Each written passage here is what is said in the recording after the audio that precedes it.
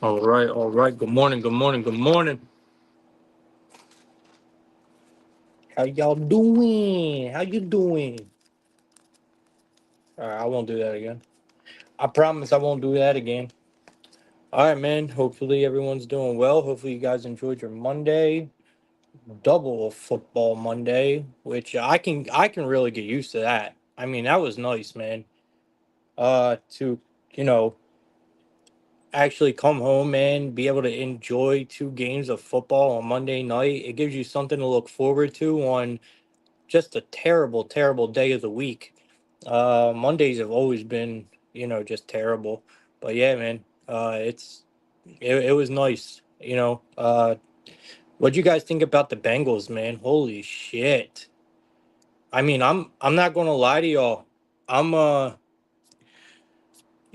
I was the one to be like, man, I'm not pressing the panic button on the Bengals like everyone else is. I was like, I'm not. It's week one.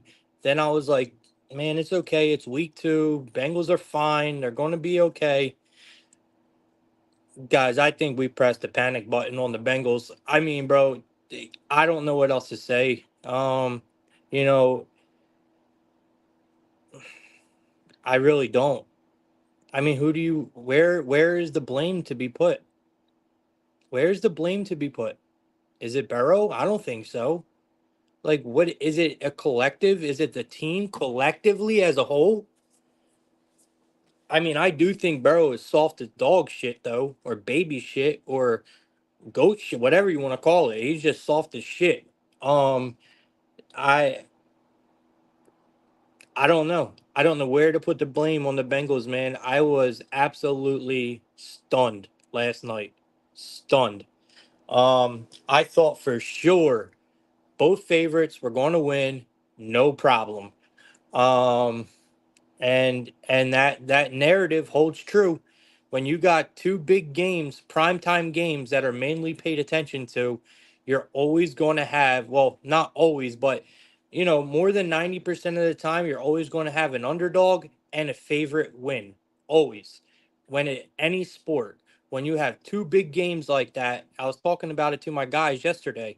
I was like, I think this is one of the cases that it don't happen. I was like, I think this is one of the times when we have a situation like this where we actually see both favorites come out on top. And sure enough, man, that narrative found a way to get it done. You have one underdog win, one favorite win. It just holds true. It really does. It holds true. So that's another thing to note in the future, guys. When we have Monday night games like that, it's almost always going to be a dog and a favorite. Almost always. Yesterday I thought it was the rare case where it wouldn't be, but obviously they pulled it out. Yeah, I know. He said, "Good morning, Marcus." Marcus said I jinxed it. I mean, I didn't bet the Bengals. I didn't. I didn't bet the Bengals. I bet Jamar Chase. Okay. I was super big on Jamar Chase yesterday. That was my bet. Um, I actually gave it out in a video. Um, I said Jamar in my video. I said Jamar Chase 100 plus receiving yards, two touchdowns. Like I snapped in that video. Um, and I bet every single play of it. I bet everything. I laid it out on Jamar Chase, man. Like we went heavy on him and he definitely showed up. So pretty cool, man. It was a really good night. The Bills did exactly what I thought they were going to do. Exactly what I thought they were going to do. And no one can take that away from me. I knew the Bills were going to go out there and just absolutely roll shit. And that's exactly what happened. Um, Allen is just dialed in, man. There was too many people talking about, how Allen's not going to be shit because he lost his weapons. There wasn't really any high expectations for the Bills coming into this season. And it's kind of like I talk about all the time with the NBA, with players. with any sport, with any very, very talented player in their respected sport. You guys know how I always say about the light switch. Sometimes players can just turn on their talent and they can just turn it off. Steph Curry is one of my best examples. Steph Curry can literally turn on and off his talent, bro. Like, I'm telling you, if he really wants to dial in, you don't talk shit to that man, first of all, because that will click the light switch. Um, and I kind of felt the same way about Allen.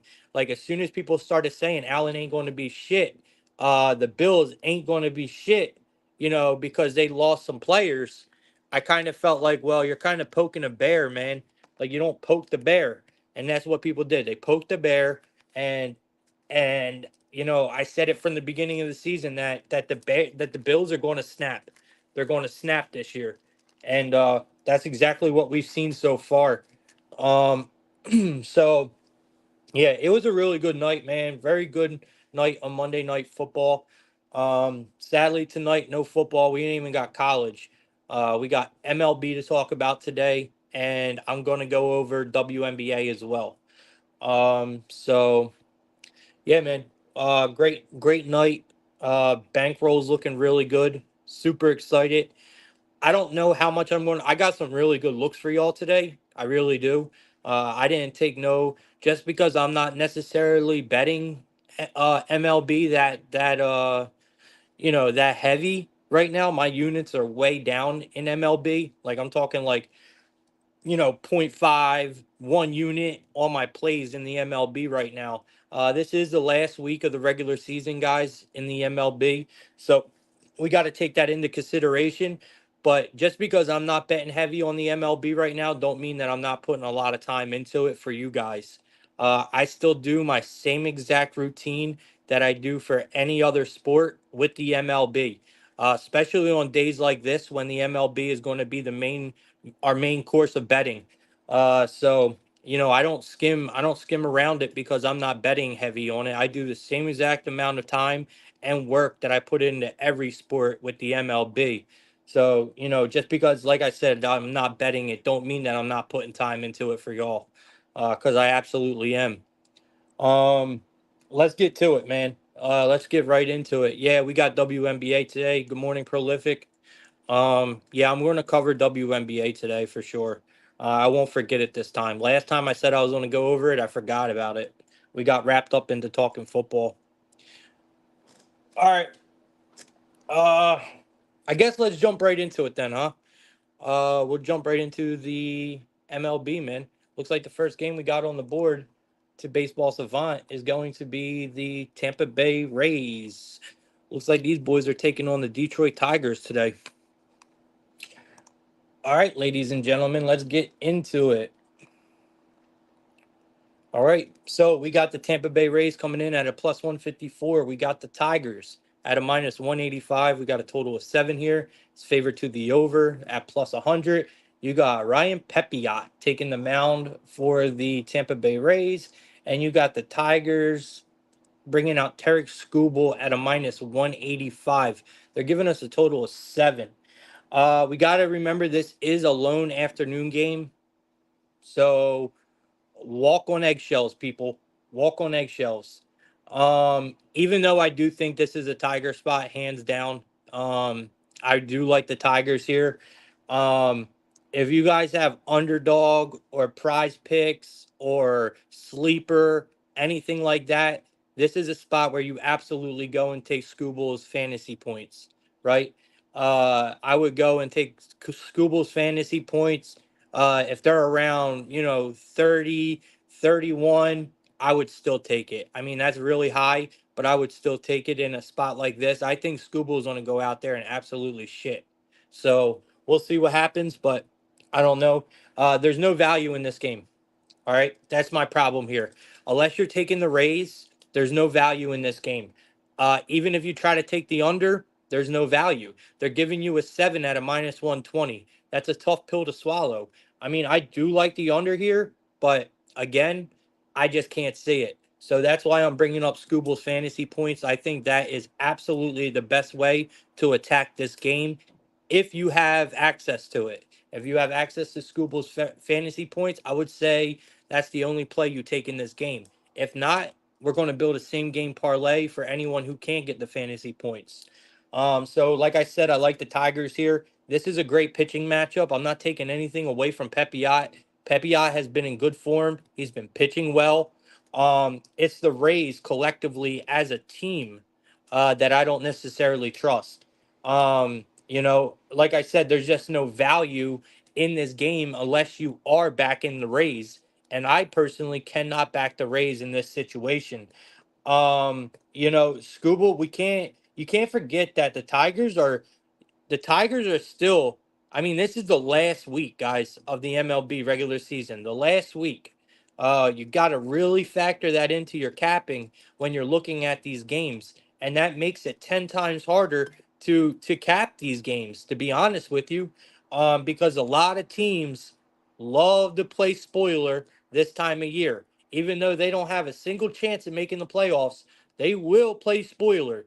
Believe me, they'll go out there and play harder than they have all season long to make another team not make the playoffs or drop down in the standings in the wild card race. So you gotta watch, man. Straight cutthroat in the MLB this time of year, without a doubt. We see it every year. So we can't forget the Tigers are very, very much alive in the AL wild card race right now. And Scooble, I mean, he has not given up more than 2 earned runs in 4 straight starts. The Rays lineup is actually at the bottom of the league. They are at the bottom of the league right now, versus left-handed pitching. That's in ISO and OPS. The Rays are damn near at the bottom of the league against left-handed pitching right now.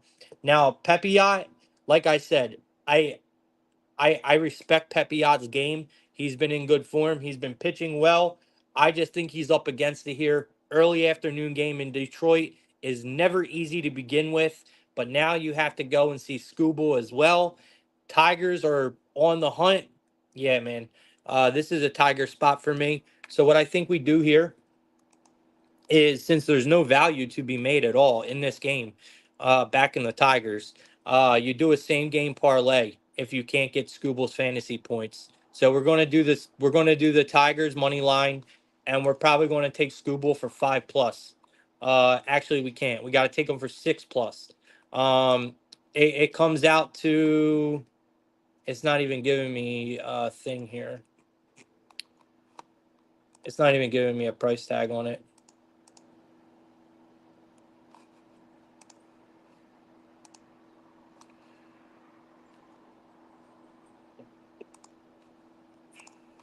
All right, so we got -1. Go to Scooble.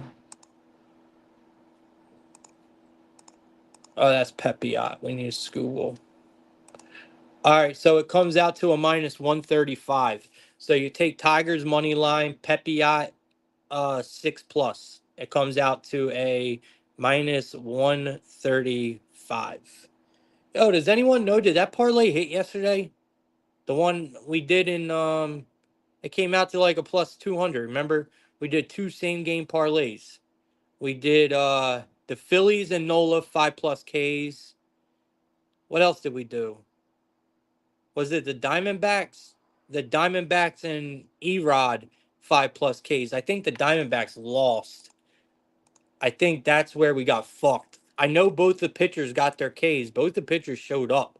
Erod and Nola showed up yesterday. I think it was the Diamondbacks losing that lost us that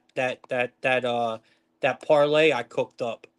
Um so Isaiah saying Tigers pushing for wild card with Ace on the mound, Tigers money line. Well, that's what I'm saying, Isaiah. The problem is Tigers money line is a -185. That's my point here. That's a lot of juice to be drinking. It's very hard to get value here. That's why I was saying that's why I was saying, maybe make a same game parlay or go and attack Scooble's fantasy points in this one to try to, you know, find some value in this. Because I absolutely believe I'm with you. I think Tigers are the play here. I'm not necessarily willing to lay the run line either, though, with the Tigers. But I do think you just make a very simple same game parlay in this one, to start your day and just call it a day on it because lonely afternoon game is going to be highly bet. Just make something simple. Um, all right. Let's move on. So I ain't got no hitters, guys. I think it's going to be a low scoring game. I ain't got no hitters in this one. I think we leave it alone. You look at anything, you look at pitching props, and like I said, it's going to be Scooble for me. But don't sleep on Pepiot. All right, Pepiot has good game. His K percent is pretty nice here as well. So don't necessarily sleep on Pepiot because he could have a good outing as well. I just think collectively as a team, Tigers not only want it more, but they are playing good ball right now. And with the Rays, the way they hit left-handed pitching, and they got to see Scooble, I don't trust their lineup here at all. So, like I said, it's got to be Tigers here, but don't sleep on Pepiot. He could easily go out there and have a good start as well. All right. Um, let's see what Baseball Savant got next. All right, guys, it looks like we got the Cincinnati Reds taking on the Cleveland Guardians. So we got the Cincinnati Reds coming in.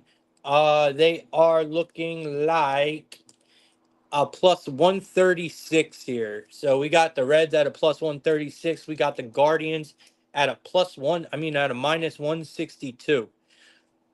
We got a total of 8. It's highly favored to the under at a minus 118, and we're at Progressive Field. We got Junis on the mound uh, for the Reds, and we got Tanner Bybee coming out for the Guardians, and they're giving us a under at a minus 118. Maybe Reds team total here. I mean, I don't trust Bybee. Not at Progressive Field. Fuck no. I don't trust Bybee. I rather trust Junis in a situation like this, to be honest. I mean, Baseball Savant loves Bybee here. But it's a small sample size. He's got 21 plate appearances. His K percent is through the damn roof. 47.5 K percent for Bybee against this Reds roster. Very small sample size though, at 21 plate appearances. The opponent batting average is a 0.111. I mean, terrific. His ex Woba is low as hell at a 205. 205 ex Woba is incredible. So Bybee, man, it's just my problem with Bybee is he don't pitch well at Progressive Field. He don't. He pitches much better on the road. Then you look at Junis. I don't mind Junis, man. I don't. I mean, but it looks like he just don't pitch well against the Guardians. 58 plate appearances. He got a K percent of 15.5. He's got a high walk percent of 8.6. He's got a opponent batting average of a 264, an xWOBA of 376. I mean, Bybee, he's had his struggles, man. Especially at home. I'm not sure we can trust him here. I really am not. The Reds bats, guys, they look good. Okay, they look good versus the Pirates, and we know with the Reds, this team is streaky, man. Their lineup is streaky. When they start hitting the ball, they start hitting the ball. I mean, I think Bybee could be in trouble here, despite what these numbers say, man. Um, well, I'll be right back. I gotta give Callie wants to join the show, so give me a minute. I gotta send him the link.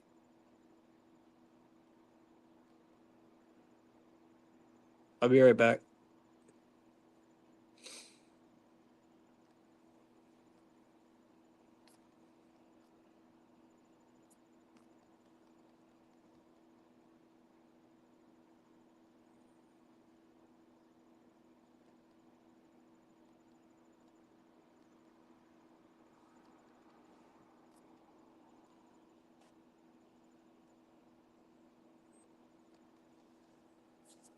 All right, yo, if y'all can, man, go on Twitter and retweet this shit. Try to get some more people in here. Help me out, man. Help me out. Help me help you. Actually, you're just helping me, but I am helping y'all in a way. So, all right. So that's my look here. It's going to be Reds here for me. We're going to take the Reds team total. I'm going to go with what I know, and I'm not necessarily going to let whatchamacallit sway me off in this situation. I do indeed like the Reds here. So I want to go with what I know. I'm not going to take baseball savant into a factor in this situation. Bybee has simply been struggling. He's been struggling at home. I just seen the Reds bats look not terrible against the Pirates. I think they can show up and have a good outing here. So give me the Reds. There are a couple guys I would like to look at in this game. Spencer Steer is one of them. I like Spencer Steer, hits, runs, RBIs. The Guardians, I would look towards Josh Naylor against Junis just because he's a lefty, a power hitter. He's seen Junis twice already. He has one single, one home run, no strikeouts. So I do like Josh Naylor in this situation, and I like Spencer Steer. I do think this could be a lower scoring game, and I know it's crazy because we're at Progressive Field, but I do think this might be a lower scoring game. I can't see I can't see the Guardians putting up too many runs in this situation. I think the Reds definitely get around 4 runs though. So if you can catch 13 total at a good price, that's probably a good look. But I would probably just take the plus money on the Reds money line in this one. All right. Let's keep it moving. We got the Cubs. We got the Cubs taking on the Philadelphia Phillies here. So we got the Cubs at a minus 125. We are at Citizen Bank. We got the Phillies at a plus 105. We got a total of 8 here. It's highly favored to the over this time at a minus 118. We got Justin Steele. Look at that. Good old Justin Steele coming out today for the Cubs. And we got Tanner Banks coming out for the Phillies. Steele was supposed to go yesterday. I told y'all that. I knew I seen Steele listed to start yesterday, but the Phillies moved him. And to be honest, this is why I'm not a baseball coach because I was pissed that they took him out. I was like, it makes no sense, blah, blah, blah. But obviously, it is what it is. I mean, they still got beat, but now they put them in today. I guess to try to make their chances better, but I don't think it does. Because not only did they not lose that game yesterday, but they lost it in a pretty bad way. Um, you know, I want to stick to the same thing I was saying yesterday. I stuck to my guns with the Phillies yesterday and it worked out, even though I wanted to switch up because the Cubs threw a righty out there, and they still got rocked. So now you're throwing Steele out there, who's a lefty, and the Phillies are literally one of the best lineups in the entire league out of the entire season against lefties. This team crushes lefties. Their numbers this month against lefties are extremely good as well. So it's not just a collective. It's even this month they continue to hit lefties well this year. It's just what they're doing. Steele, I just think that he's going to be in for a bad outing. I feel the same way I did yesterday. The Phillies are playing great ball right now. They just I believe they just won, their division. So, I mean, come on, man. The Phillies are riding high right now. I don't think the Cubs are going to be the ones that knock them off their high horse, especially not with Steele out there. I think this is a Philly spot all day long. I think the bats show up once again. Give me the Phillies minus the 1.5 here. You could take them on the money line if you want. It's at a plus 105. I'm just going to take them on the alt run line again. You could probably take, if you don't feel comfortable with that, because I'm not going to lie, this price, 100%, this price looks like a Cub spot. It makes no sense for the Cubs to be favored here, in my opinion. The only reason why I think they would be favored here is because of, the Phillies obviously just clinched. They have nothing else to play for really right now. They're good to go, right? They're all locked up. They're good to go. They have nothing to worry about. So why do they need to win this game, right? I still think they keep it good. I think they come out here and win this game no matter what. It's a game I'm not touching, but I do like the Phillies here regardless. I still think we have to look at some Phillies bats in this one against Justin Steele. Like I said, they're just hitting lefties extremely well. Um, we got to see who's going to be playing. There's one guy that I'm definitely taking, man. It's Castellanos. I mean, you put Castellanos out there against a lefty, this guy fucking rips them. I mean, he rips lefties. So I love Nick Castellanos today. I believe he went yard yesterday too. I could be wrong about that, but I mean Justin Steele, he has 14 at bats, 6 hits, 2 singles, 3 doubles, 1 home run, only 2 strikeouts. He's slugging over 800. Man, Castellanos all day for me here. I would just take his hits, runs, RBIs in this one, uh, you know, and sprinkle his home run because Castellanos is very good at bringing runners in. Very good. He's good at getting on base too. I know Alec Boehm had a decent day yesterday. I believe he might be another righty to look at in this game against Steele. His numbers aren't terrific, but they're not bad. He has no strikeouts. No. Well, he has 1 strikeout, 1 walk. 4 at bats, 2 singles. I mean, his numbers look pretty decent here. So I want to stick to it no matter what, even though, like I said, I know the Phillies are good to go. They have nothing to worry about. I still feel like they're going to win this game. It's just what it is. They're the better team. They're at home. So yeah, give me the Phillies here at plus money. I don't care if they're clinched. I don't. Give me Phillies here. Castellanos as well. Like I said, Castellanos hit runs, RBIs. I can't see him not being in this game. All right. Let's keep it moving. We got the uh we got the Brewers taking on the Pirates. We got the Brewers taking on the Pirates. This was a hard one for me. This is tough. So you got the Brewers at a minus 142. You got the Pirates at a plus 120. We got a total of 8. It's slightly favored to the under at a minus 115.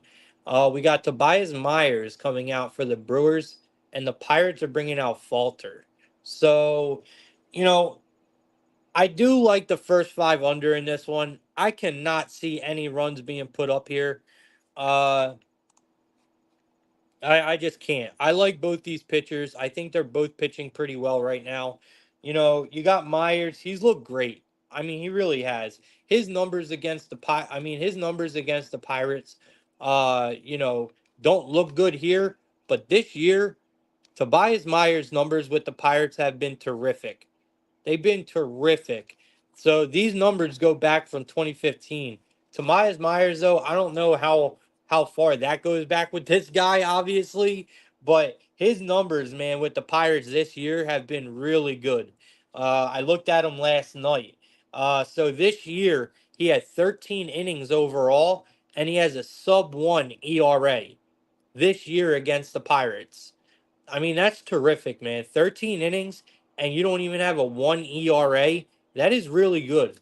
Especially we know this was earlier in the year, right? When the Pirates were actually hitting the ball really well. Pirates started their season off well. They had a good lineup. Their lineup was hitting well.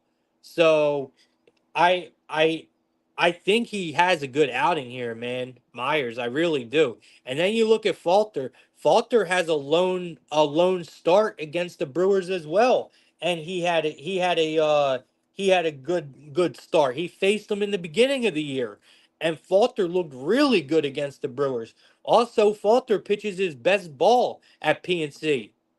I mean, he pitches his best ball at home. Falter does. It's where we back him at. So I do think this is an under spot. I rather go with the first 5 under. I don't necessarily trust either one of these bullpens. So I do think we take the under early here. You could probably look at a Nerfy spot here. You got the Nerfy at a minus 125. I like that. You can get the first five under sitting at a bow, bow, bow, bow. So you can get it under 4.5 at a minus 125. I like that as well. I can't see there being too many runs in this game, man. I think both pitchers come out here and they don't have a immaculate start or nothing, but I do think both these pitchers can easily hold down both these lineups, and this could easily be, a single digit game going into, the fifth. I'm talking like 1-0 type shit. So I definitely like the first five under in this game without a doubt. When it comes to hitters, I ain't got nothing for y'all. When it comes to pitching, I really ain't got no props for y'all neither in this one. This is just a boring game that don't mean much. All right, let's keep it pushing. Um, Next game we got the Kansas City Royals taking on the Natties. So looks like we got an okay pitching matchup in this one. It looks like we got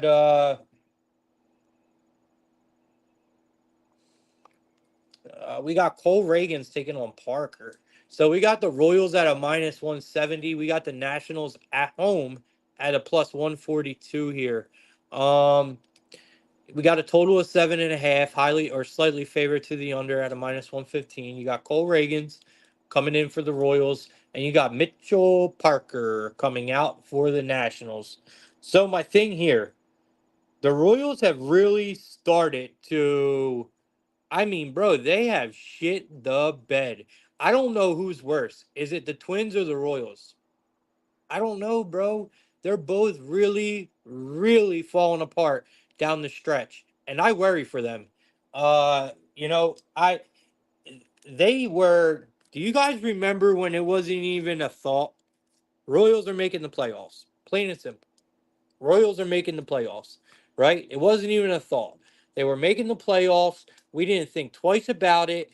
They had main control. Main control over that AL, man. The AL wild card was theirs. I mean, they were there.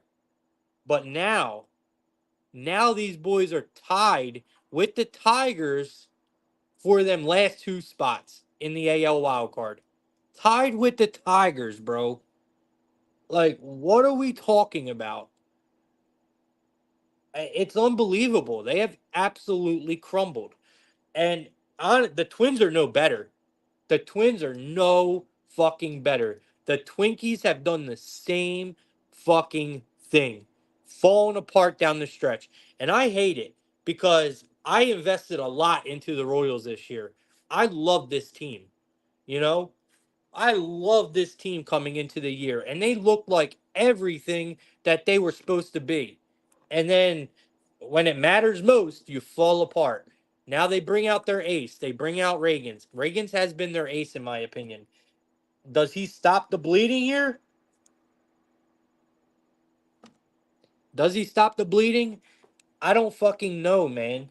I don't. Because Parker, Nationals are smart, bro. Parker might not be the best left-handed pitching starter, but he is a lefty. And we all know right now the Royals cannot hit a lefty to save their life. They can't, bro. The Royals cannot hit a lefty, man, at all right now. Their numbers look horrific this month. I everything in me wants to back Reagans and the Royals here. But guys, at this price, they're not worth it. They're just not. A minus 170 is not worth it for me. I think we go with the Nationals and Parker in this one. I think we take the plus money, at least early, with Parker and the Nationals, or you can take the first five under, 4.5 in this one. I mean, either way you look at it, it's a very, very tough game. But the Royals are just not worth this price right now, even with Reagan's on the mound. I mean, Reagan's has the capability of stopping the bleed in here. I'm not trusting it. So, and I'm not paying a minus 170, you know what I mean, to find out. So we can find out for free after the game. Uh, ain't no reason to bet it, man. It's a very tough game to figure out. Everything in me wants the Royals to win it. I mean, I want to see the Royals go into the playoffs. They're good enough. They're good enough to compete if they would just find themselves again. All right. Oh shit, Callie, you're in here. Callie, you up? Yeah, I'm here. All right. All right. So Callie, I went over a lot of the games already. We're about midway through. We're on the Royals and Nationals game right now. So we talked about 4 games already in MLB. Is there anything that you have in the early games, like around the 6:40 time frame? Of the of the early slate. Good morning. Of the early slate today, let me double check right now and see what my lines are updated at. In terms of the early games today, there wasn't really anything that stood out extremely hard, especially with the numbers I saw. It's hard to ignore Scooble again. What might be his final start of his Cy Young year, and you wonder how he'll do today and how much they'll protect him. But you look at the line, it obviously is going to reflect that. So that one is a little bit tough. On the other side, too, like you had just mentioned, I mean, everything says, hey, this should be KC's time, but 2-8 in their last 10, and they've completely faltered down the stretch, and Cleveland again is the beneficiary of this collapse. So hard to back them today. Although, I mean, it seems like the right spot with how desperate they need to be. I'd maybe look at a team total with them. Look at maybe KC trying to get something. Parker's been a little bit iffy his last couple starts, so definitely a potential for some runs. But with the way KC's been playing lately, it's hard to put your money on them. Yep, I definitely agree, man. I definitely agree. All right. Let's see what we got next. Looks like we got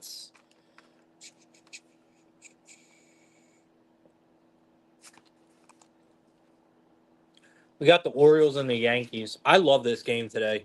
I absolutely love this game, and I think I got some gems for y'all in this game. So we got the Yankees coming in at a minus 162. We are at Yankee Stadium. We have the Orioles at a plus 136. We got a total of 8.5 here, slightly favored to the over here. You got Dean Kramer coming out for the Orioles, and you got Clark Schmidt coming out for the Yankees. Good old Schmidt. Um, Bro. So let me get this straight. Yankees look to clinch the AL East today, right? They look to clinch the AL East tonight, is what they're looking at in this game. So the Orioles have the bright idea to throw out Dean Kramer. Am I fucking tripping, bro? Like, what is wrong with this team, bro? This is exactly what I mean when I talk about the Orioles, guys. This is exactly what I mean. Do you guys remember when I said this team has no logic at all in their whole coaching staff, the whole management? There is no logic in this team at all. I don't care, bro. Kramer is you maneuver for this kind of shit.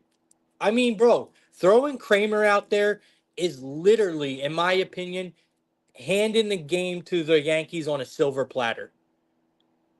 The Yankees hit Kramer so fucking well. And they're at home. They're looking to clinch tonight. I mean, bro, Clark Schmidt is not a terrible option at home. He is not. So, look, Judge. Okay, that's all I'm going to say. Judge has his name signed all over this game. Okay, you got Verdugo. His name is signed all over this game. I love the Yankees here. There is no way the Yankees do not beat the shit out of Kramer tonight. Um, you know, I just think it's ridiculous. Um, I mean, let's look at his numbers. So we have a huge sample size, right? 135 plate appearances Kramer has against this Yankees team, and I swear to God they rip him. So he does have a nice K percent at 23%, right? He has a high walk rate of 8.1. He has an opponent batting average of a 273, and he has an ex WOBA of a 350. Um, I mean, Clark Schmidt, 93 plate appearances, 21.5 K percent, another high walk percent here of 2.8, an opponent batting average of a 195, which is great, especially with this Royals lineup. I mean, with this Orioles lineup that lives off of hitting the ball. So you got an opponent batting average of a 195 out of 93 plate appearances is immaculate, especially to go with a 21.5 K percent and a 305 X WOBA, meaning they're not really getting on base or hitting the ball here. I mean, what is there not to like about the Royals tonight? I mean, the Yankees tonight. I love everything about them. Like I said, man, it is almost impossible not to look at Verdugo. Uh, it's impossible for me not to take Judge. Judge is going to homer tonight. I mean, there is not a question about it. Judge is going to homer tonight. Um, he does. It's what he does. He's got 13 at bats against Kramer. He's got 4 hits, one single, 3 home runs. He's only got 4 strikeouts. He's slugging 1,000. I mean, you look at Verdugo. Verdugo's got. Let me see here. And on top of it, Verdugo's a lefty. So Verdugo's got 22 at bats, 7 hits. He's got 3 singles, 2 doubles, 2 home runs, five strikeouts. He's slugging a 682, on base percentage over 3. I mean, what is there not to like about the Yankees tonight? I love everything about the Yankees tonight. I mean, you look at Stanton, he comes with too many strikeouts. Torres has really good numbers. You got Grisham, really good numbers. Grisham seen Kramer 4 times. Seen him 4 times. He's got one single, one double, and 2 walks. And he's slugging over 1,200. Trent Grisham. Watch him for a home run tonight. You got Austin Wells, another lefty versus righty on Kramer. He's seen him 2 times. One single, one home run, slugging over 1,000. I mean, this Yankees lineup absolutely torments Dean Kramer, and they're here to clinch tonight. I just don't understand this move. But give me Yankees here minus the 1.5. Give me the Judge and Verdugo look. I don't care how y'all take them. I know DraftKings offers the double chance bet here, but I mean I'm betting Judge straight tonight. I'm trying to find his. I'm trying to find his home run now. So it's at a plus 275, which I'm really surprised to see it that high. It almost worries me a little bit, but I don't care. I'm going off what I know. And I know Judge eats Kramer. So give me 275 for Judge here. If we can get a Judge and Verdugo double chance home run by any chance, I'm going to be all over that as well. Callie, you got anything for this game? Yeah, like my biggest like of this game would be the Aaron Judge total bases and Aaron Judge RBI. I Love really it. like the number. Judge 1+ RBIs is plus 130. 2+ RBIs plus 450. 3+ RBIs 1,200. So again, I do like those numbers. I think that 1+ RBI is very realistic.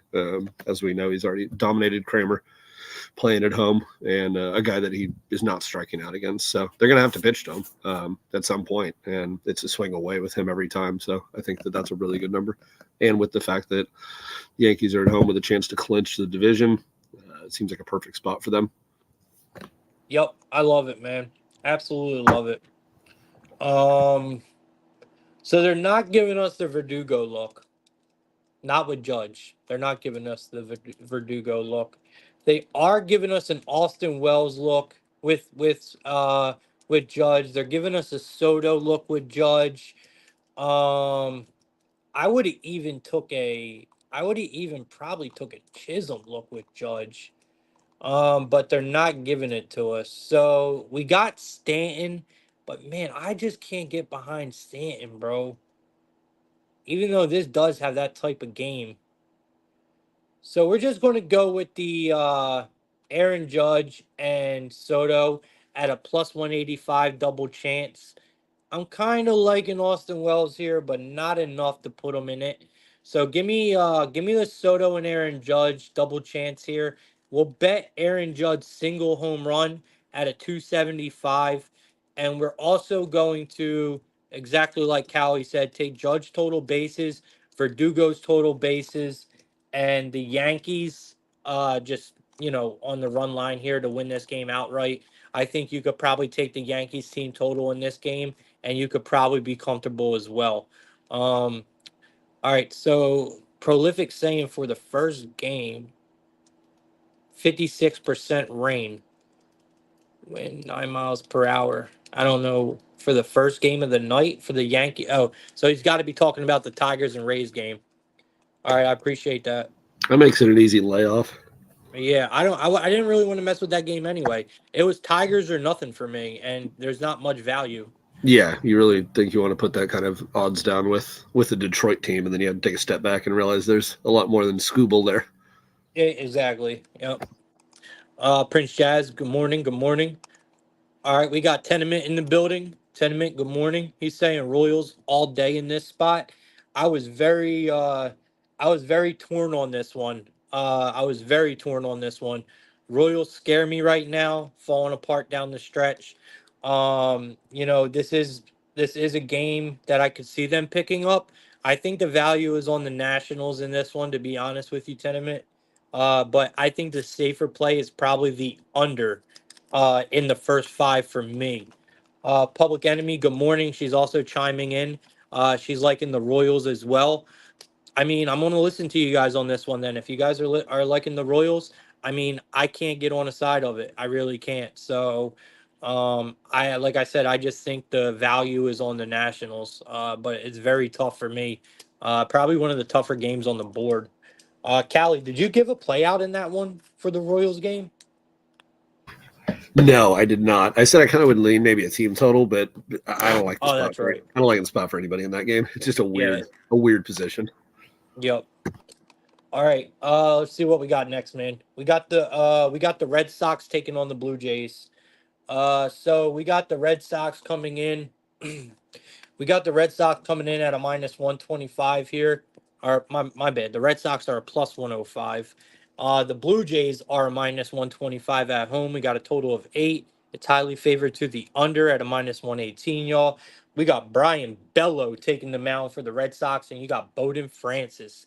Let me tell y'all something about Francis, man. If I were to do a MLB pitcher power ranking, Bowden Francis is at the top of my fucking list. Okay? This guy has been an absolute gem that no one talks about. I mean, can we just be real for a second? Bowden Francis has been absolutely amazing, man. Absolutely amazing. And you hear nothing about Bowden Francis.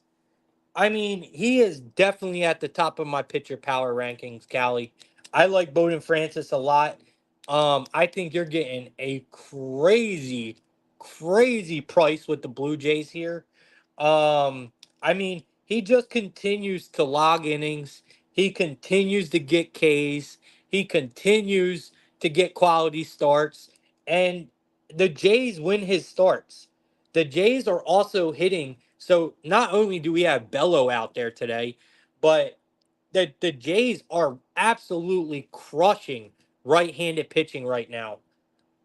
In the last 30 days, they are crushing right-handed pitching, and Bello has not been that great. I do like Bello more on the road than I like him at Fenway because Bello gives up a ton of sharp contact, and it's very easy to hit home runs off of Bello. So I do like him on the road more than I like him at Fenway, but I still don't think he's good enough to match this Royals team right now, and he is definitely not good enough to go head to head with Bowden Francis right now. I love this price for the Blue Jays today. It's a little staggering. I don't really understand it. I mean, I like the -1.5 at the +164. I mean, I just think that the pitching is just a huge mismatch here, in my opinion. You know, his Bellows numbers aren't terrible on paper against Toronto, but again, if you look deeper, he has an opponent batting average against the Blue Jays of a 320. His Ks look good, his walk percent is above league average, but I mean, you go over to Bowden Francis, and I mean, he's only going to have not many. He's got 25 plate appearances because he don't have much time you know. But still, the time that he does have against his Red Sox roster, a 24K percent, a zero walk percent, an opponent batting average of a .040. Like what? He's got an X Woba, one of the lowest X Wobas I've ever seen. He's got a .185. Like that is crazy. Like I don't understand this line. This is probably the most confusing line of the day for me. It looks like a straight trap spot. Bowden Francis is going to come out here and absolutely sit this Red Sox team down, no problem. And Bello always has the possibility of giving up runs. I love the under here. Um, I don't think the Red Sox are going to be able to put up hardly any runs at all today. They're going to barely be able to get on base. I mean, it's Blue Jays all day here. First five on the run line. And I like the Blue Jays full game minus the 1.5 at a +164. I do want to look at Bowden Francis's K's here and just see where they're at. So they're giving us a 5.5 at a -155. I mean, I'll take the bait on that. Give me it. Give me Bowden Francis over 5.5 here at a -155. And we know he's going to go a while. I mean, Bowden logs innings, bro. He does every game. They got him at 17.5 at a -210 today. I mean, Bello, don't get me wrong. Bello will sit out there for a minute as well, but Bello just has way more potential of giving up them meatballs than Bowden Francis does. So this line makes absolutely zero sense to me. Callie, can you agree here? Like, are you seeing something that I'm not? Maybe. I was on I was on Toronto yesterday as well, actually. So that was a disappointing spot that I thought they had some value, but I'll bounce right back with them again today. I like Francis first five. I see it minus a half run for +115. I agree with you too. Even though it is Boston, and we could hit a 60-degree wedge out of the stadium with ease, it's still a good pitching spot for both these guys. And on top of it, like you mentioned, with both of them being able to go with some length, both of these bullpens are pretty freaking taxed. There's, I think, 4 or 5 guys yesterday that threw for Boston, and there was 5 guys that threw yesterday for Toronto. And I think every single reliever for Toronto over the last 3 days has thrown at least 30 pitches. Yarbrough went 54 in the last 3 days. The lefty side for Toronto is definitely going to be in trouble today in the bullpen. So you would expect that they're going to need a lengthy start from him today as well. Yeah. And Prince Jazz does have a point, and this is probably where the line's coming in from. The Jays are eliminated from the playoffs. So, I mean, they're done. So that's probably a good reasoning why this line is where it's at. So, um, yeah, that makes sense. I still, no matter what, I still like the Jays here. But for that reason, Prince Jad, you're probably right. It's probably a stay away. Prolific saying that there might be rain here. Well, 93% of participation it looks like. So, all right. And that's at the Rogers Center. All right, I like it, man. I think Bowden Francis is a fucking gem, and he's someone that's definitely on my radar for next season as well. Like I said, guys, this is the last week of the regular season in MLB, so strap up, man. We're about to be hitting the playoffs here shortly. All right, next game we got the Braves taking on the Mets. The most important game on the board, hands down. Hands down, this is the most important game on the board. So makes it very hard to cap, makes it very hard to bet. So be extremely cautious with this game. So you got the Mets at a plus 120. You got the Braves at a minus 142. You got a total of eight. Slightly favored to the over at a minus 115. You got Severino coming out for the Mets on the road, and you got Schwellenbach coming out for the Braves. This is a huge game for both teams because both are in absolute must win situations, right? I mean, they both are in absolute must-win situations here. Um, Last week of the regular season, you know, I do, I do think Sevy has been in good form, but I am not trusting Sevy on the road. I'm just not. Schwellenbach can be trusted. I feel like, I feel like I can trust him more.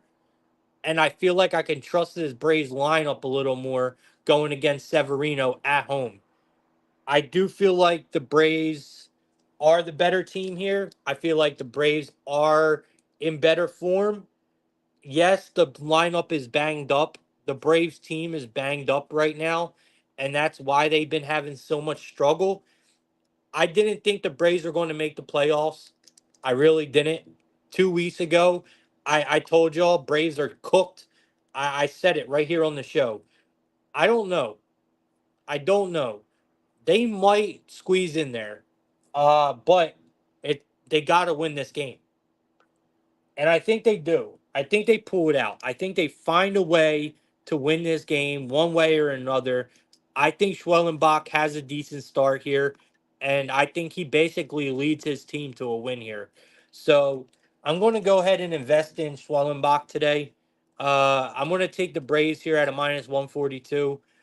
It makes it a very hard game to bet, but I think I might. I might take the Braves here. Um, I mean, honestly, who can you guys see in the playoffs? Can you see the Mets in the playoffs or the Braves? Callie, how do you feel about this one, man? I think this is probably one of the first games we'll see that has more of a playoff feel. Um, Oh yeah. Obviously, like you said, with both these teams, and a credit to Atlanta for even being in the mix with losing Mm-hmm. Acuna, losing Strider, losing so many guys that they could have just bagged it up and it would have been fine. Nobody would have Yep. blamed them for shit. But obviously, they've done a really nice job and sacked up, and it's been impressive to see what they've done. I've been a Severino hater for as long as I've known. Easy to hate when he's a Yankee, being a Cali guy, but you can give him credit this year. He's thrown the ball well, and quite frankly, so is Schwellenberger in terms of the numbers. I kind of lean the under in this game. I could see more small ball. I could see more, sixth, seventh inning where we start, playing a little bit more like that and turning it into a one-run game. And I think that kind of from here on out with any of these teams that are in a matchup playoff wise, you're going to see more playoff style baseball, more moves to the bullpen, more small ball, more, coaches getting involved with it rather than just letting the game flow. So Right. 8.5, I think is not a terrible spot.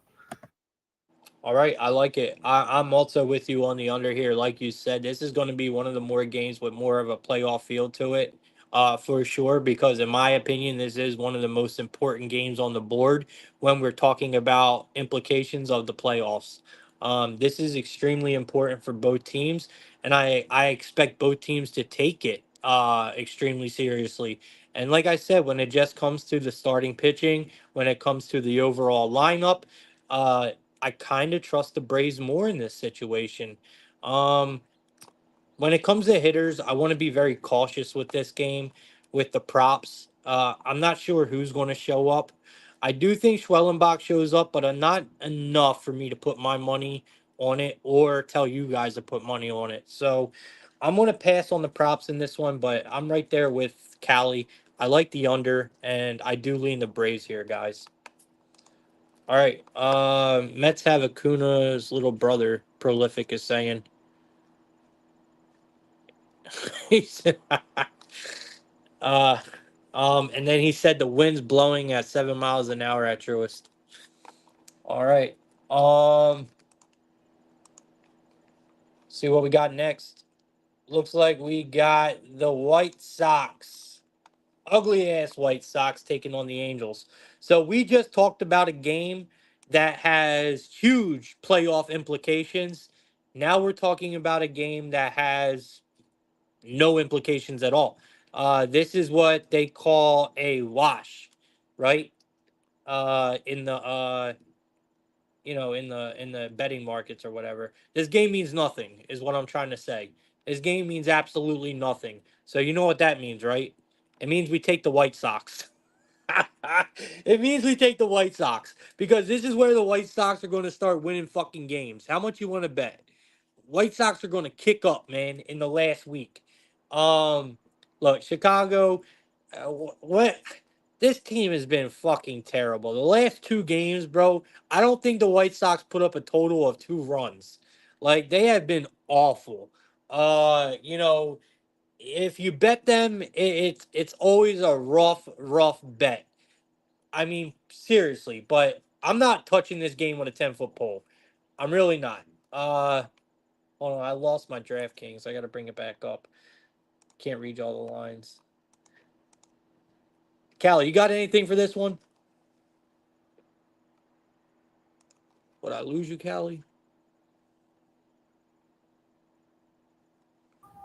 Callie, you back up? Yeah, I got you. All right. I think my computer got a virus listening to you talk about the Angels and the White Sox, and it decided to shut off for a minute. I'm not mad at you. I Yeah, think you the ain't got nothing for this one neither. I think the play with this one is if you're going to bet this game, you should give me half your money. I'll kick you in the balls, and we'll call it even because Facts. Yeah. this is a as far as a stay. You get some real things to look at in the mirror if you're betting on this game. Let's just say there's a lot of question marks, and none of them are good ones for this one. So stay Yep. far away. Yo, I agree, man. I agree. You can get the White Sox at a minus 105. I do say if you have to bet this game, guys, we obviously are advising you not to, but I would take the White Sox just because I think this is when they kick up. I mean, it just makes so much sense for them to absolutely start playing good baseball right now. Yeah, watch them sweep the rest of the year and be like, That's hey, what I'm saying. it's how you That's what finish I'm the saying, season. bro. Won our It last would game of the not year. it would not surprise me. By the way, Cannon and Kohanowitz have excellent fucking numbers, man, against each other. And they are playing two horrible lineups. So this might be 0-0 going into the ninth. So just watch it. All Yeah, right, 8.5, next. maybe a live game under. Yeah, right. Something like that. I mean, but both pitchers have incredible numbers, man, against each other. I mean, their numbers are just phenomenal. All right, we got the Marlins taking on the Twins.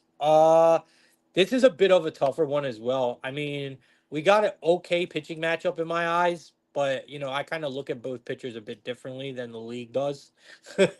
So we got the Twins, man. You just got two teams in opposite directions. But this Twins team has been absolutely disgusting. Um, so you got the Twins at a minus 250 here. You got the Marlins at a plus 205. The Twins are at home. There's a total of 8. It's slightly favored to the over. You got Ryan Weathers coming out for the Marlins, and you got Bailey Ober taking the mound for the Twins. So I do like the Twins here on the run line. Minnesota, they are struggling, man. If you look at their last few weeks, it has been just as bad as the Royals. I mean, seriously, they are they are on the outside looking in, people. The AL playoffs are out of reach for them. Well, it's not out of reach, but right now they're not even in it. Like they need this. When it comes to the AL wildcard race, they need this win. The Twins could really use a series like this against a weak ass Marlins team. They need a series sweep. They really do. And they also need the Tigers to take some losses. That would help them immensely. And they need the Royals are doing a pretty good job of helping them on helping the Twins stay in this thing. If it wasn't for the Royals, absolutely shit in the bed down the stretch, the Twins, I wouldn't even be considering them to even make the playoffs, but they are. They are still in the mix. Minnesota 42-33 at home this year. Miami absolutely garbage on the road. 27-48. I mean, both these starting pitchers are okay in my opinion, like I said, but the numbers say differently. Um, but my thing here is I trust Bailey Ober a hell of a lot more than I trust Ryan Weathers. Bailey Ober is going up against one of the worst lineups in the MLB for the entire season. The Marlins have been the lowest scoring team in baseball, and Bailey Ober is one of my favorite pitchers, man. He always has been. I think he always will be. This guy, he is a money machine when he is on. So we don't have a big sample size to work off of here. His numbers aren't pretty, but Bailey Ober will log innings and he will get you strikeouts. That's one thing Bailey Ober will do. Ryan Weathers, he don't have much time under his belt. I mean, this is a twin spot. I don't trust either one of these lineups as far as I could throw them. But this is a twin spot for me. But I can't afford the price, so I'm going to stay away from this one. How do you feel about this one, Callie? If I had to take it, I would lean the Twins team total over 4.5. I think that seems fairly reasonable. A little bit of juice, but yeah, I could think they think they get enough off of Weathers, who's been, you know, not great to put it nicely, I guess you would say, but almost an 8 ERA in his last three starts. 19 strikeouts to 0 walks for Weathers, but 21 hits during that time. So there's that consistent inconsistency sometimes, and if you're throwing too many strikes, it's pretty easy to hit when the ball's going to be somewhere pretty close. So you got to impressive in terms of both these guys. 25-2 strikeout to walk ratio for Ober as well, but yeah, on the road with Weathers, Minnesota is always kind of a funky place, and this is a weird interleague matchup this late, but I Yeah. do think that Minnesota has enough to get there, and they need to. I mean, again, another team that's just completely falling down the stretch. I think 3-7 again in their last 10. So it's do or die, and they know it. So I can see the offense coming out a little bit. Yep. All right. I like it, man. I think it's a good look with the Twins team total there. I do like it. All right. Next game we got, guys. We got the Seattle Mariners taking on the Houston Astros here. This looks like a really good spot for the Astros. We're getting them at a really good price. A lot of these MLB games that I like today, the lines are really, really funky on. So you got the Mariners at a plus 120 here. You got the Astros at a minus 142. We got a total of 7. It's slightly favored to the under in this one. We got Logan Gilbert coming out, going up against Framber Valdez. Really solid pitching matchup, if you ask me, in this one. I like Houston at this price at home, man. I mean, the Astros are going to have some issues getting going against Gilbert. That's without a doubt. Gilbert has been on his shit. He's been pitching well. The Astros lineup is they're on and off, bro. And then you got Valdez, where the Mariners are they are still one of the worst strikeout teams in the MLB, right? But they have been hitting the ball a bit better against righties. I mean against lefties. So that kind of gets me a little bit here for Framber. But what it comes down to is I do trust the Astros lineup a lot more, right? In this situation, I do.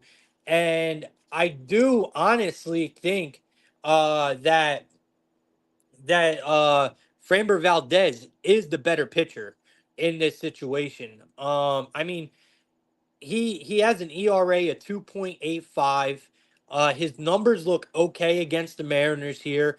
Uh, the Mariners offense has been disgusting all year long, and I can't see their offense getting going here.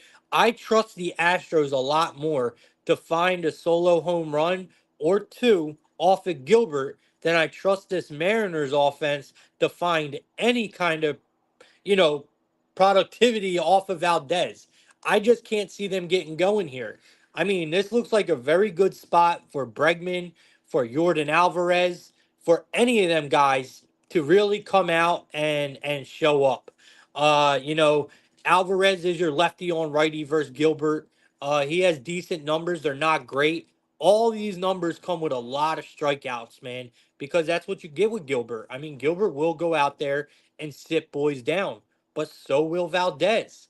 Valdez is the same way. So any batter you take in this, you're going to be coming with strikeouts. But if they make contact, chances are the ball's going out of the park. Um, so I would target definitely like Bregman in this spot. Hits, runs, RBIs. Bregman is my best option here for a home run today. Then you got guys like uh Garver is your righty on lefty versus Valdez. He has good numbers. The strikeout numbers are going to be ridiculous in this game, so I'm not even going to bother to look. But I do like the Astros at this price, Callie. Yeah, I do too. It's a great pitching matchup. Biggest problem being, like you said, is Seattle cannot hit, and they haven't done anything about it, and it's continued to be a problem. Valdez has been just absolutely lights out. His last three starts too have been incredible. Pitching at home, big deal here. It's hard to take it, but the under seven is a little tempting, to be honest with you. I could see this game being, a 3-1 final. The one thing I do like is the either or homer. I kind of like Bregman and Arozarena at plus 280. Either of them to hit a homer today wouldn't surprise me. If even in one of these low scoring games with that bandbox in left field in Houston, it wouldn't shock me. Bregman, I think, is plus 550. Yeah, Bregman's plus 550 for a homer. So I don't hate that either. Last time I was going to say it, I didn't. Bregman hit a homer, so I'm not going to do it again. I like Bregman a lot. I always have, so I can lean both those guys today. Yeah, he's probably my favorite one in this game to send one out the park tonight. I do love that look, man. The Bregan, I love it. I love it. I'm right there with you. All right. And I like the number, and I like 130, 135 too. I think that that's good. We took Houston at the second half to win the division. I could see that coming, and they've done a really nice job. So I'd be Yeah. surprised if they falter now. Yep, I feel the same way. I think they'll be all right here. They got a pretty good easy matchup here, if you ask me. I just can they take advantage of it? All right. Next game it looks like we got the Seattle Cardinals heading to Mile High here. We're going to be heading to Coors Field where we got the Cardinals taking on the Rockies. Looks like we got the Rockies coming in as a slight underdog in this one at a minus 105. You got the Cardinals at a minus 115. We got a total of 10. Slightly favored to the over here. Looks like the Cardinals are bringing out McGreevy. Did I say that right? McGreevy. And then you got the Rockies bringing out Feltner. Not my favorite game on the board, but you got to give me the Rockies at home here. I just think the Rockies play their best baseball at home. It's where I like to take them. This is really going to be a test for McGreevy, who is still, if you ask me, this guy is still a greenhorn, bro. Like, I mean, at the major league level, who is this guy? Facts. Who is this guy at the major league level? He's nobody. He has no time under his belt. Uh, I would be very surprised if you can provide me with stats. Uh, Feltner's been Feltner has been really solid lately, if you ask me. Right? I think the Rockies back him up at home here. I think this is a great spot, a great price, where the Rockies don't get many wins, but when they do win, it's almost always at home. So, I mean, Feltner has been pitching super well, man. And looking at his numbers against this Cardinals team is actually pretty damn impressive. I mean, it's a small sample size of 26 plate appearances, but bro, 26.9 K percent. He has a very high walk rate of 11.5, but an opponent batting average of a 130, an xWOBA of a 252. His numbers are impressive. It's just not that big of a sample size. But from what I've seen from Feltner lately, and I mean, I got to go with the Rockies here, man. I love the price.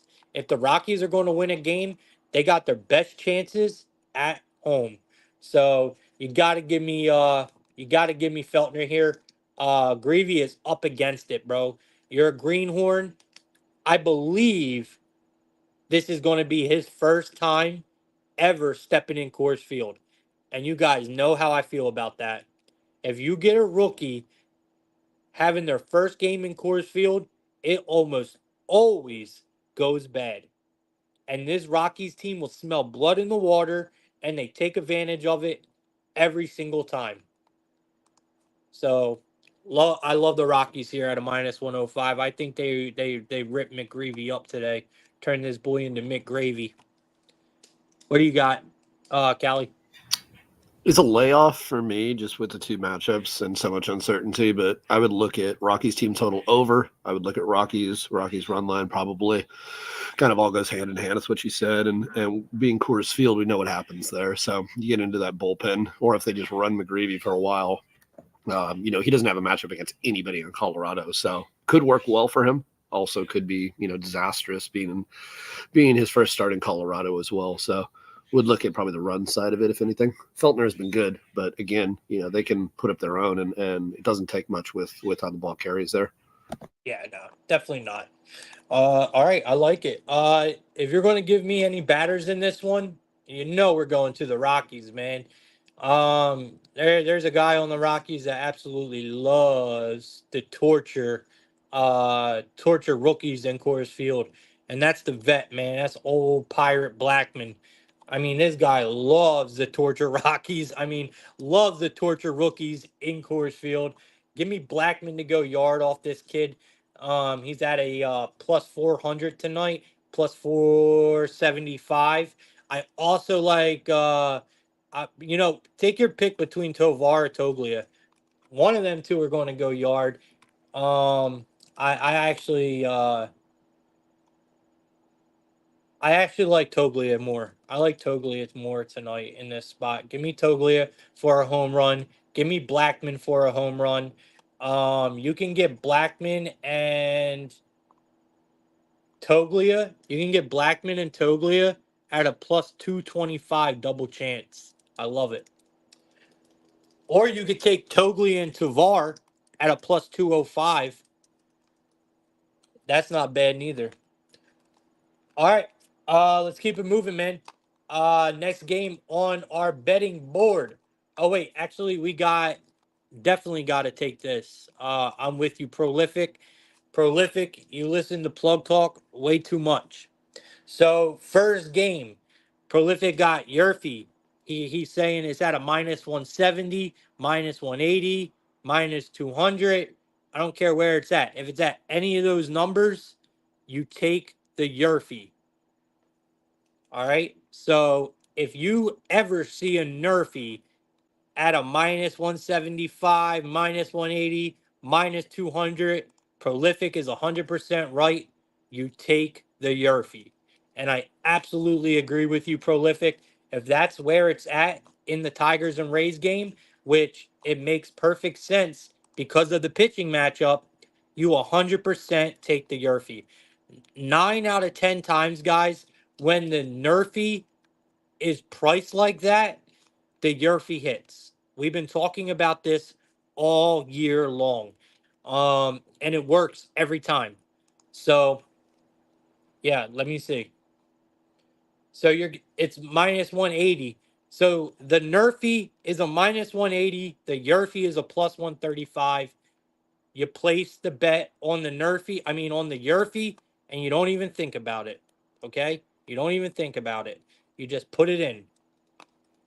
Absolutely agree with you, Prolific. I appreciate that, bro, because I skipped that. I didn't even look.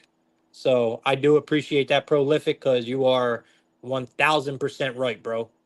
It's always a gem. Always a gem. And like I said, 9 out of the 10 times, that bitch is hitting. And if you've been in Plug Talk enough, we have cashed that play so many times this year just for that reason alone. All right, let's keep it moving. We still got a few more games to go over here. Next game we got the San Fran Giants taking on the Diamondbacks, man. This is looking to be like a pretty decent matchup here. Um, you know, I mean, I love this Diamondbacks team. I do. But we'll see, man. We'll see.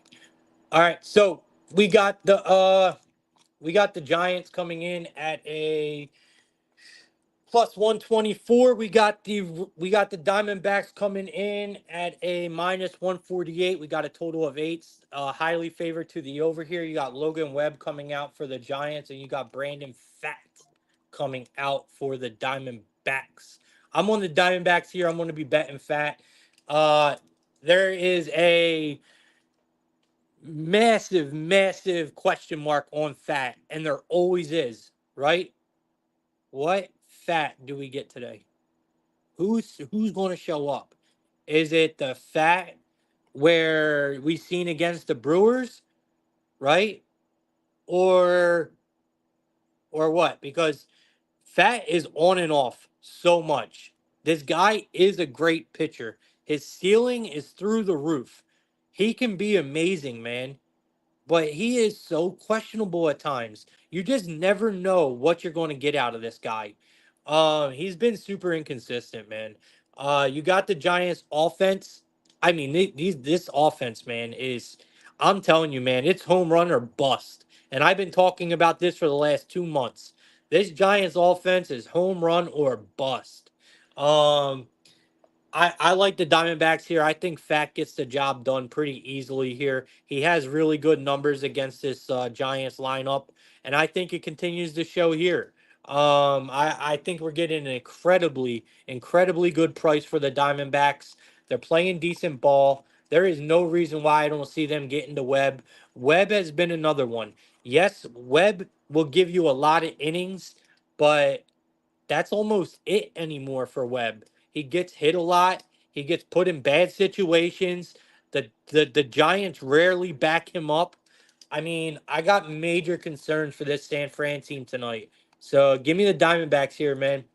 I'm gonna go ahead and hope that we get the good Fat tonight and not the Fat that just gives it up, man. There are a bunch of guys I like on this Diamondbacks team tonight to get the Webb. Uh, Corbin Carroll has decent numbers here. That's my lefty on righty for Webb. Um, Kettle Marte, Josh Bell. I mean, these are all decent guys to look at here. Probably Corbin Carroll is probably my best option here, but I'm more dialed in on Fat in this game than anything. His numbers against the Giants are really good. His strikeout potential is really good. He's got 22 plate appearances.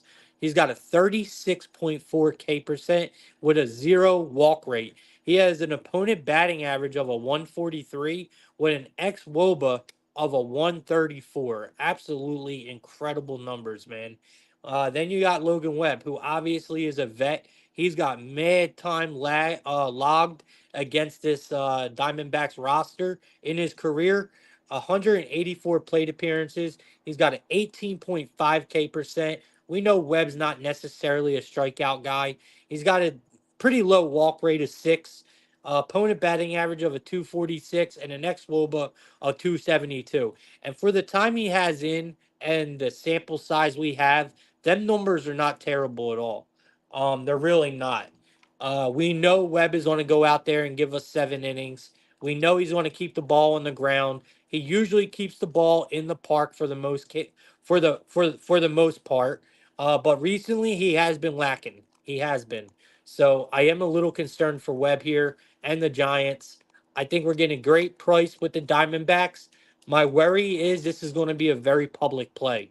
That's my only worry I have about backing the Diamondbacks tonight. So, Callie, I know you like the Giants, man. So, what do you think here? Yeah, I mean it's concerning for the Giants. I mean, above the obvious issues, they got shut out back to back to back times already this month. That is a major concern. They played Arizona really well for a long time, but the tide has turned over the last couple seasons, and with Arizona really starting to take off and figuring out what they are. It's going to be a tough spot. I always like going with Webb because, like you said, he's going to be consistently in there. He throws strikes, he gets you outs. But again, I think that this spot screams Arizona. So much more to play for.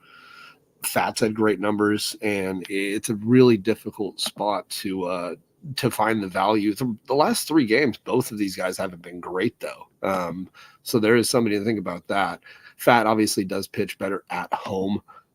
Webb is pretty consistent across the board with his consistency in terms of numbers and his stuff, but it would be hard for me to lean anything but Arizona today with this. It's just the number's a little high.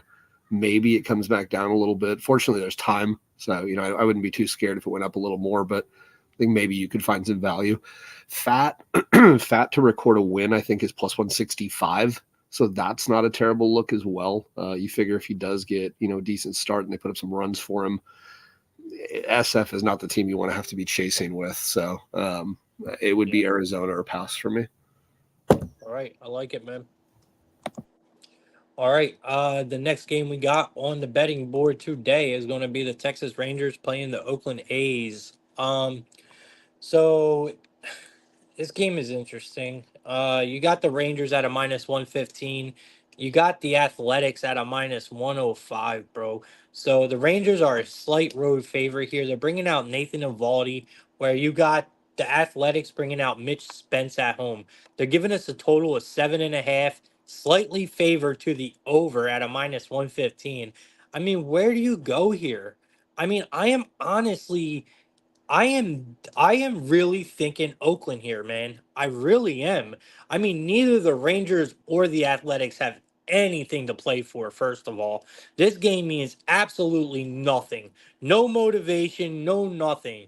So who has motivation here, right? Who would have more motivation here?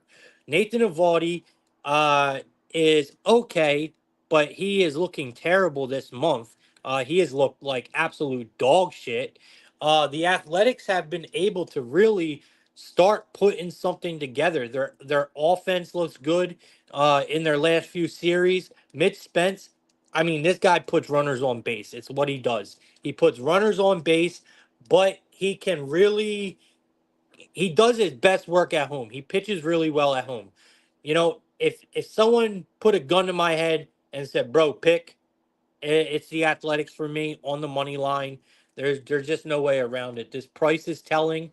The Rangers are going to be a very public play today with Evaldi on the mound at this price. Um, and Athletics, like I said, not only does Mitch Spence pitch his best ball at home, Athletics play their best ball at home. So give me the A's here at a minus 105. I think the world's going to be on the Rangers today. Final final series at home in Oakland. Give me the A's every single game. I will take Love them at it. home all 3 games with the motivation. If nothing else, I love the angle and going against a Texas team that is very beatable. And like you said, Oakland, it's a different world to play in Oakland. It is a different place. And I think the number reflects it. Give me Oakland today. I'm probably going to take them through the week just in terms of that motivational angle. Yep, I'm with you, man. I can't blame you at all. I think Oakland gets it done here. It's like we see over and over with these teams like this, bro.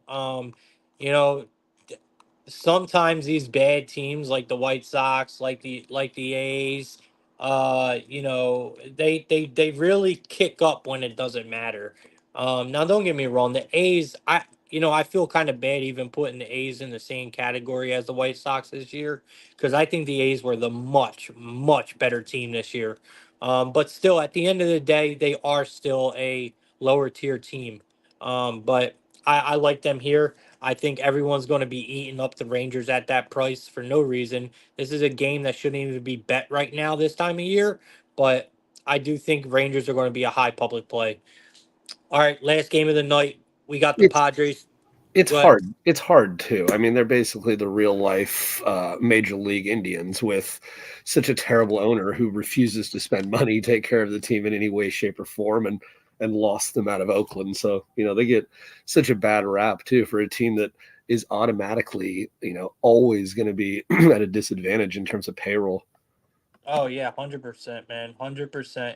They're just a low market team, man, and they're honestly the teams that us as bettors we like to target, right? These low 100%. market, yeah, these low market teams that don't make the main media as much. They like to cover, and that's one thing Oakland does. Oakland will cover that fucking run line for you, bro. If Very you're much, betting against Oakland, they will make you sweat every single time, bro. If very you much. bet against them boys, man. Very much like pre NIL with taking mid majors and other things like that, because there was a lot of 100%. value. I mean, like what we did all year last year with college baseball, take those mid majors during the week and find those angles. But it's getting harder in every sport now as we know how the money's flowing. So it's a Oh different yeah. angle with everybody. I mean, it's even harder when you've got an owner like Fisher who literally has the money and refuses to spend it. So that's a Yep. that's a whole other world. All right. Last game on the board, man. We got the Padres taking on the Dodgers. The Dodgers. The Dodgers. So here's another price, man. Another really good game in my opinion. You got the Dodgers at a minus 120. We're looking at the Padres at even money here. You're getting the Padres at a plus 100 on the road. San Diego, man. You guys know I've had a lot of love for San Diego this year. And I have a lot of love for their pitcher today, Michael King. I mean, this guy has been a straight savage. And then you got Landon Knack on the other side for the Dodgers. They're giving us a total of 8.5, highly favored to the under at a minus 118 here.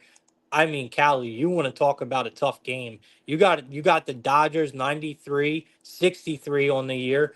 The Padres 90 and 66. You got Landon Knack who's 3-4 with a 3.39 ERA, and then you got a Michael King who just came out of nowhere and he's 12-9 with a 2.93 ERA. He's been absolutely incredible. This Padres this Padres team, man, did so much work at the deadline to their bullpen. It has literally became, and I called it, this has literally became the best bullpen in the MLB right in front of our eyes. The bullpen outmatched the Guardians bullpen, which was, in my opinion, the best bullpen until the Padres did what they did. Uh, they really put together a team, and really they were looking so good. I mean, they still do look good to me. I can't pass up this price. Dodgers or not, give me the Padres. This is a massive series. I mean, the outcome is going to determine who wins the NL West, plain and simple. The Dodgers, I think they benefit because either way, the Dodgers are going to benefit, right? If you think about it, because they're at home and their name is the Dodgers. So, of course, they're going to get the benefit of the doubt, right? But the value, plain and simple, the value is on the Padres. They have been, you can't tell me they have not been the best team since the deadline. The work they put in, they've just lost 16 games, guys. Since July 20th, they've only lost 16 games. Michael King has been unbelievable. And when we're talking about rookies, you can't even put Landon Knack and and and Michael King in the same conversation. Michael King is so much better. They have a huge pitching advantage in this game. Uh, I'm telling you, man. I think this game is going to have a playoff feel to it without a doubt. But at the end, Padres are the better team. I trust the Padres. Well, I don't want to say the better team. They right now they're playing the better ball. I would say. I don't trust their lineup as much as I trust the Dodgers, but I do trust their starting pitching here, and I definitely trust their bullpen a lot more than I trust the Dodgers right now. And we're getting plus butter. Man, give me San Diego here. I'm gonna take the Padres. Yeah, it's an interesting angle. The Dodgers have, a chance to finish with the best record if they can keep winning. Obviously, they're in that race with Philly right now, but I mean, like you said, the Padres have been absolutely incredible in the second half, and pitching has been really the leader for that team. They've been getting incredible starts, and like you said, King has been a really nice surprise for them too. He's been great. A two ERA over his last three starts, 21-4 strikeout to walk ratio, and you're going against a guy in Knack that you don't necessarily know what you're going to get. Good start, bad start, good start, bad start. And, this Dodgers bullpen has been a big Achilles heel for them. So I do agree that this Padres team consistently playing well, motivated as ever. Obviously, they're going to be hyped to play the Dodgers. It's just a small, hour flight, whatever it is down the street. So quick trip for them.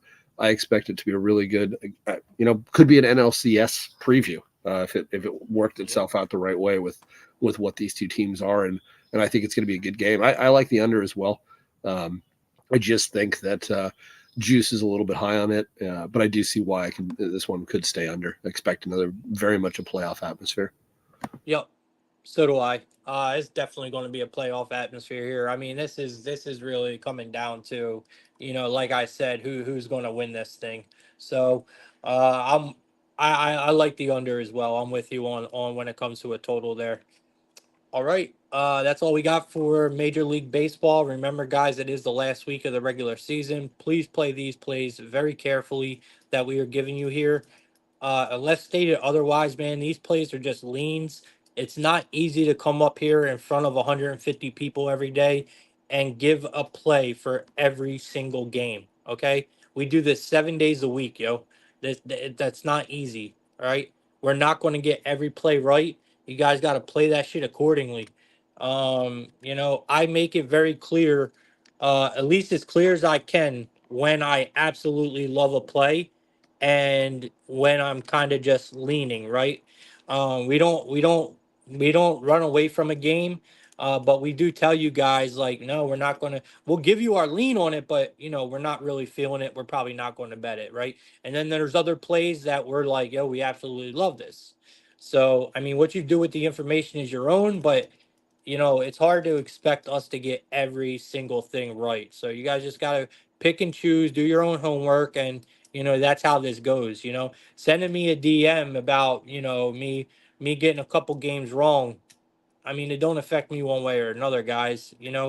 I do this 7 days a week and give you guys a play on every single game. I don't have a crystal ball. You know. All right, so we're going to talk about the WNBA. We got the Dream taking on the Liberty. We got the Dream. They are getting 12.5 points, man. Man, Dream and they're my people, man. I like Dream a lot. This is a good team. I think they're a good team, even though they suck. I like them a lot. They made me a lot of money this season. And they're playing the Liberty here. So the Liberty's at home. They're in New York. They're laying 12.5 points here. We got a total of 156.5. I mean, so the Dream are what? I don't even think they won 20 games yet. New York Liberty are 33-9. They are one of the best teams in the WNBA. They're definitely up there. Dream's defense is absolutely terrible. So I do like to look at the other side when someone's playing the Dream for player props. Uh, the Liberty are looking to win this series here. And I don't know if they do. I really don't. We just seen the Liberty scored 83 points in the first game. And I think they're going to score at least that here. Okay. There's no way they don't. I mean, I just told you this Dreams defense is garbage. But it, the Liberty's defense isn't that great neither, to be quite honest. And I do think the Dream have a chance to, put points up here. Their offense is not that bad. And this is what I try to tell people. Their offense is good enough where they cover numbers like this all the time. I mean, this game is going to really not have any defense at all, if you ask me. I know the total's high, but I feel like it's where we got to go, man. I mean, you got a dream team. They average about, they average about 80 points a game, anywhere between 75 to 80 points a game. Their defense is giving up 79.8, where you got the Liberty, their offense is averaging 85 points a game, and their defense is giving up 77 points a game. So I do like the over here, but like I said, I think we got to look at you know people like on the Liberty for their points. First person that comes to mind is Brianna Stewart for me on the Liberty. I mean, this girl's an absolute savage, bro. She balled out last time. She got a double double. She got 20 points, 11 rebounds, 3 assists. Um, I mean, I think she absolutely snaps here. There's no one on the Dream that I think can really, stop her. If Stewart is just on her shit, she's on her shit, and there ain't no one slowing her down. She's going to grab boards regardless, and if she wants to put up points, she can put up points whenever she wants. So I love Brianna Stewart again in this one. Give me her rebounds to go over, and maybe even sprinkle that double double again. I think she might get it. You could probably get that at really good plus money. Depending on what the Liberty team total is, if anything under 85, I say you take, but I don't think we're going to get that lucky. Uh,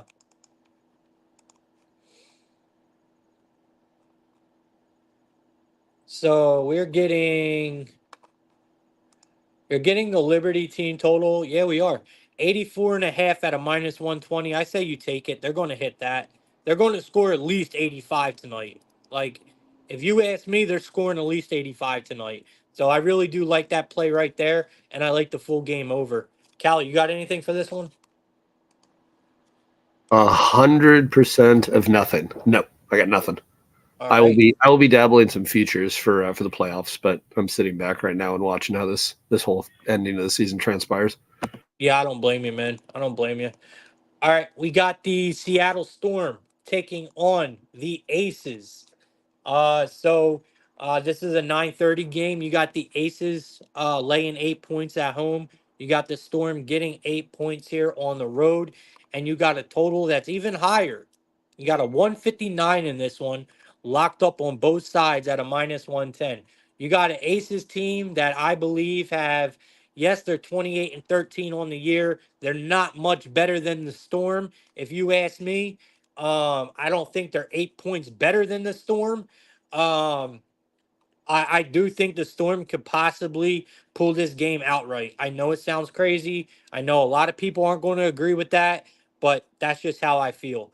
I do think this is an absolute over spot. I think both these games are going to be extremely high scoring. I think both these games tonight have props written all over them. The Aces defense looked okay in the last game. That's why I don't like them here. Okay. This Aces defense does not know how to string shit together. There is no way I could see them playing good defense in the first game and coming out and doing it again. There's just no way. I don't think they're capable of it. The Storm only I don't the Storm, it was a horrible game. Put it that way, okay? It was horrible. I think they get back on track here, man. The Storm had zero offense. I can't remember when it was, man. I think it was the third or fourth quarter. They looked fucking awful. Like it was terrible. I remember reading it. Well, I would have to look it up, but either way, it was a bad, bad game, man. Right for the Storm late in that game, it was a bad game. I don't think it's going to be that way this time. I'm expecting both teams to show up with offense tonight. I think you take the over again here, but again, player props are the way to go. First one you think of on the Aces, at least for me, is Asia Wilson, right? I mean, she's a savage. She's shooting extremely well. I mean, she is shooting. I think in her last 4 or 5 games, she's been shooting over 50%, which is insane. So she's seeing the hoop well. Um, the Storm, Diggin Smith or Jewel Lloyd. Take your pick there. But someone's going to snap for the Storm tonight. If they want to cover, someone's going to have to snap. I don't know which one. It's either going to be Jewel Lloyd or it's going to be Skylar Diggin Smith. But I love Aja Wilson tonight. I like the over in both games. I like the Storm to cover in this one. I think they're probably embarrassed of that last game, so I think they show up and ball out tonight. I think the Storm could probably win this game outright, to be honest with y'all. But I like the over a lot more. All right, Callie, you got a best bet for tonight? Yeah, my best bet. I mean, there's a couple spots that I like actually. I got a prop and I got a play. Best bet today would be the Astros money line. I like the spot with Valdez at home today. And you know what? I mean, we talked about it earlier. I completely agree. We Judge 1+ RBI plus 130 seems very tasty to me. Swing away at any time, uh, and it's a really nice spot in a extremely high pressure, high tense, big moment. What they're going to have this week in New York with a chance to clinch it. We know that expectations are always high there, so wouldn't be surprised if Judge goes off this week again. Finishes off a really nice regular season, so I will take him with 1+ RBIs, and we will take that Astros money line today. I got it. I see 140 is what I can see right now. All right, I absolutely love it, bro. I love it. That Judge look is a fucking gem. I know it. I love it. Um, I'm gonna go with. I mean, there's so much I like, man.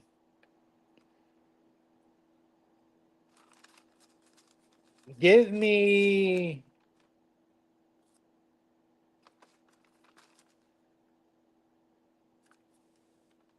Give me the Royals and the Nationals first five under. Give me the Royals and the Nationals first five under the 4.5 today for my best bet. All right, Callie, you want to tell them where they can find you, and we'll get up out of here. Yeah, I'm happy to join again today. Thanks for having me. You can find me on Twitter at California Wager. Find me on all the other socials, same handle on TikTok, Insta, all of those fun sources. And running a bunch of specials right now.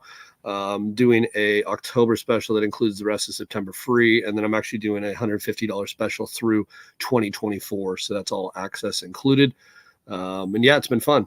We gave out those Jennings props on Sunday last time we were on the show, and that was a nice, I think, 14 unit casher, 13 unit casher between those three hitters of yardage alone.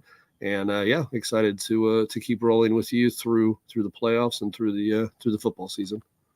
Yeah, man, I'm definitely excited about it, bro. That was such a good call, man. It sucked the 49ers didn't work out, but dude, that Jennings call alone was fucking legendary. I mean, dude, he had a career game, bro, and you were all over it. So definitely just an amazing, amazing call from you on that one, man. So I do got some people in the chat absolutely snapping right now. You guys are scaring me. I mean, I don't understand what you guys see here. So, Public Enemy is saying aces are going under. Prince Jazz then chimes in and says the same thing. Aces under tonight. I need y'all to explain, elaborate, because it makes 0 sense. 0 sense. So, DM me, let me know why. Try to change my mind. I just can't say it. Prolific said he got WNBA, but his VIP, but they're for VIP. He said sorry. All right, guys. I appreciate all y'all. You guys already know where to find me, man. You can get my VIP for $10 for your first month if you're a new member. Don't be shy. I don't bite. I'll just win you some tickets. That's all I'll do. Last night, we had Jaceki. Yes, we did. 40 plus receiving yards at a plus 280. We had him 25 plus receiving yards. We had him over his 2.5 receptions. That was my only VIP play last night. We had two of them, both for 2 units. No sweat, no problem. We continue to dominate in VIP, man. I also did a video on Jamar Chase. I don't know if you guys watched the video, but it was savage. I called out Jamar Chase for 100 plus receiving yards. I called him out for 2 touchdowns, all in the video. It was amazing. But yeah, it was an awesome night. We've had back to back monster nights. We're hitting some big lottos, which is awesome. Hit another plus 600 last night. So yeah, man. And the best part about the lottos with us is you can actually tail them. You don't have to pick through 90 or 50 tickets and try to pick the right lotto. We only give out one or two lottos that we know everyone can tail. Like, we don't throw darts, man.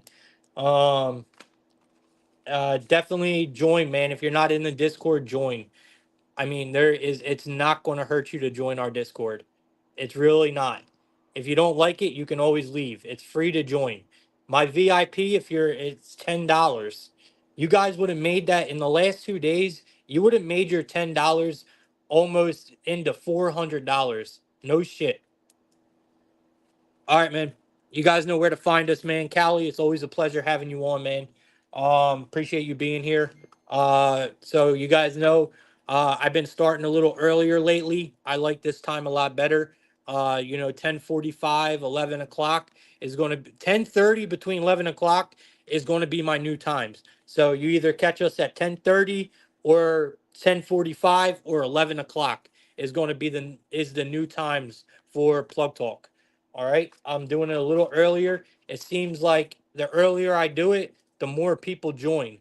We get anywhere between 150 to 200 people that join when I do the show earlier. So that's where we're going to do it. All right. Prolific, Public Enemy, Prince Jazz, Mike, all you guys, man, Marcus, all you guys, Isaiah, Tenement. Appreciate all you guys in the chat, man. You guys keep it going. I appreciate it, man. Always interacting with y'all, giving plays out. Believe me, man, we appreciate it for real. So we want to hear from everyone, we want to hear from everyone. And if any of you guys in the crowd ever want to come on the show, just let me know. Just be like, yo, Plug, let me get a mic, or let me get a camera. Man, I'll put you on. You don't have to have a VIP service. I mean, you just got to know how to talk sports. So if you want to come on, man, just hit me up. I'm happy to have anyone on the show. It does not bother me at all. All right, guys, have a great one. We'll see you again tomorrow. You guys know we're here 7 days a week. Uh, 7 days a week, man. Jesus Christ. We love this shit, right? We love this shit. All right, guys, let's have a winning night, man. I appreciate all y'all. Uh, Callie, I'll see you tomorrow, bro. Appreciate you coming on. Chat, let's make tonight a winning one.